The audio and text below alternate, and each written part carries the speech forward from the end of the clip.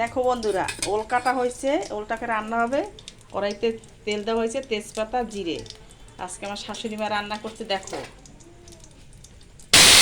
ওলটাকে দিয়ে দিয়েছে দেখো, ওলটাকে দিয়ে এবার কী করবে দেখো।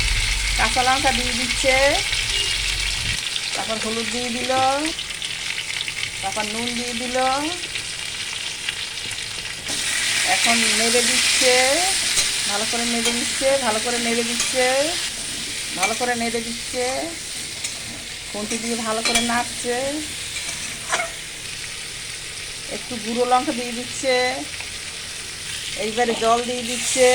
এই দেখো জল দিয়ে দিচ্ছে হালকা, মানে কোনো ভাজাভুজির কোনো ছিন নেই, কোনো কিছু মশলা সেরকম একটা পড়বে না, হালকা করে রান্না করবে।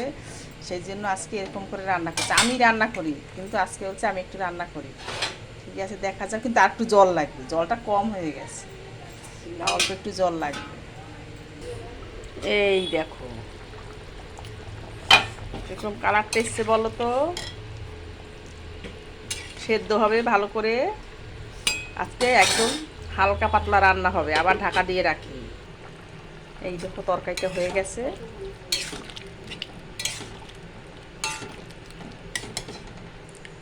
আমি একটু জিরে গুঁড়ো দেবো, এই যে জিরে গুঁড়ো দিয়ে দিচ্ছি।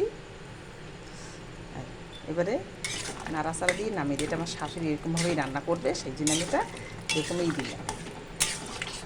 হয়ে গেছে, ঠিক আছে, নামিয়ে দিলাম, নামিয়ে দিলাম, এবার হয়ে গেছে।